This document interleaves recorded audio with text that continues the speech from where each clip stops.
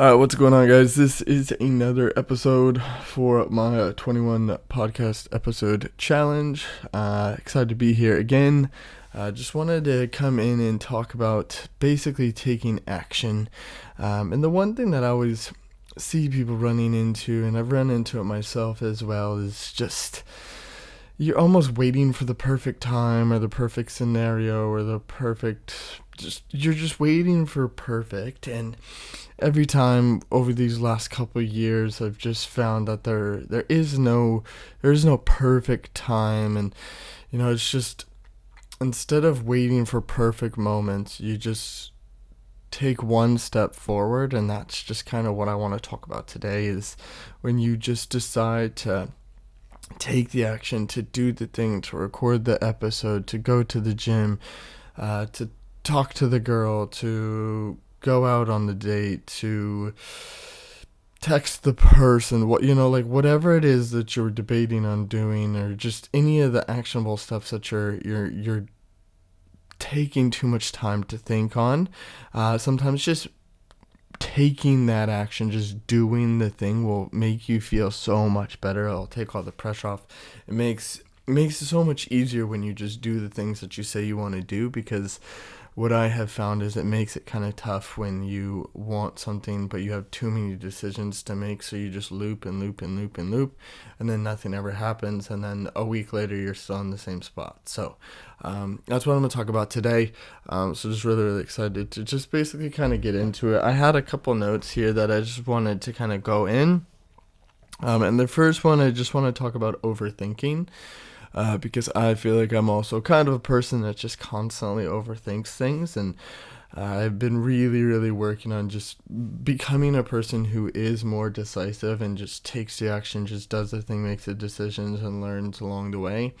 And as I've been becoming more of a person who does that, my life has just gotten a lot easier. Because, of course, when you overthink things, it gets to a point when you're just coming up with scenarios that will never happen, or like the percentage of it happening is so small, but yet you loop and you overthink and you just keep going in that cycle, and it doesn't help anything. So then, just instead of looping and overthinking, just be like, what's the one decision that I can make that at least makes me take one step forward? And one thing that I discussed with a friend was he was looking to try and just make a decision, and he had too many options. He had 3 or 4 options on what he wanted to do, basically kind of with like a career shift.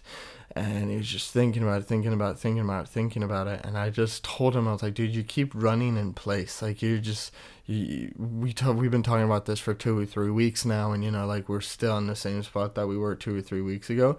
So it's like, instead of doing this, like, what's the one step forward? Because if you're running in place, you can be sprinting at like the fastest pace you can go. But if you, like, the person who just takes the one step forward, literally makes the journey faster, will get to the finish line faster than someone who's just running in place over and over and over again. And literally, like, the next day he made the decision, and I watched the smile light up, and he just became a new light, a new energy, and it just made him happier as a person. And that's when I realized that, when instead of overthinking and you have way too many options, just take one step forward. And so if you say you want to, like, you either want to quit or you want to move forward into a different type of career and learn a new skill, or you have a great job opportunity and you're just looping between all of them, just like, okay, call the person to set up an interview. Or, like, what's one step where you can at least help make progress into a small step that makes it 10 times easier than just continuing to loop and loop and loop. So that's kind of one of the first things, one of my talking points. The next one that I wanted to basically bring up or kind of go into is the perfect timing will never happen. There is no perfect moment. There is no perfect partner. There is no perfect time to start training for a marathon, or there is no perfect time. It's just a matter of doing it. Like, every time you think like, oh, I'll wait to do it until I'm just not as busy. And then you wait till you're not busy, and then you're so exhausted from being busy that you're like, oh, okay, yeah, like I'll just wait. And then you get busy again, and then you blame it on the fact that you're busy again. And it's like none of that helps. Like there is no perfect time to start the business. You just start the business and you make your first dollar. There is no perfect time to start the podcast. You just hit record and hopefully it goes all right. Like perfect doesn't exist. You just need to get over that and realize that by starting, you become the perfect time. You become that's where, and there's no such thing as perfect in general, but like at least you're on your way to becoming better. And if you just get better and better and better and better and better and better and better, it gets so good. And that's just what I've been finding through this like personal development journey that I've been doing for ages. You know, I've kind of found this a while ago. I don't even know how many years I've been kind of into personal development and reading and leadership and sales and like developing me as a person. But ever since I have found it, I have just been growing at a rapid rate where I feel like every year I'm a new person, and it's just really, really cool to look back on and think of some of the things that have happened or some of the person I have become just over the years has been really exciting for me in my growth journey. But it all came from me just realizing there was no perfect day, there was no perfect time, and I just realized I value progress over perfection, and there's no perfect podcast episodes that I'm trying to get out here. Like I'm just hoping and praying by the end of these 21 episodes and in the next couple of years, hopefully when I'm really consistent and I've grown into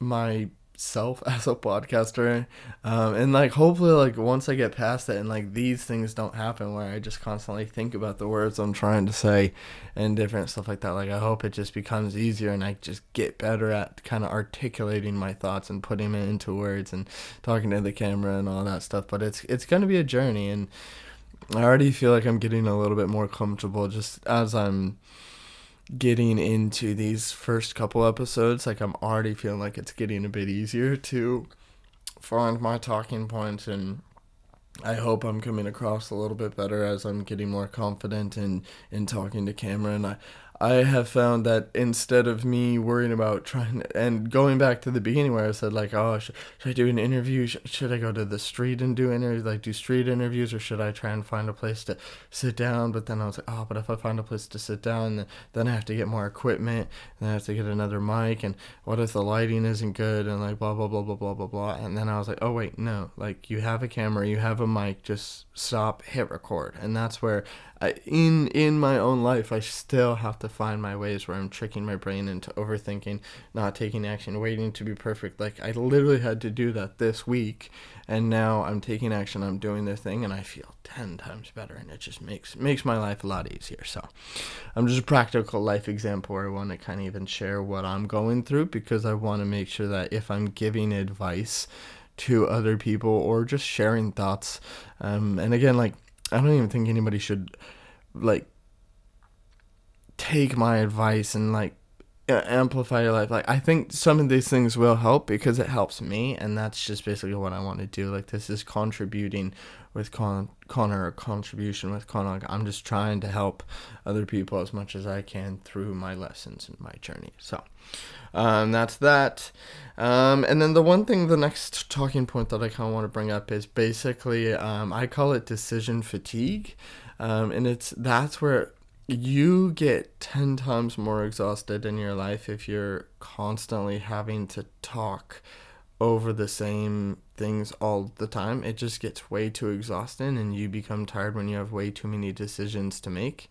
So if you can just cut to the chase, make the decision, you're not as tired because you just go from decision to decision, and it makes your life a lot easier.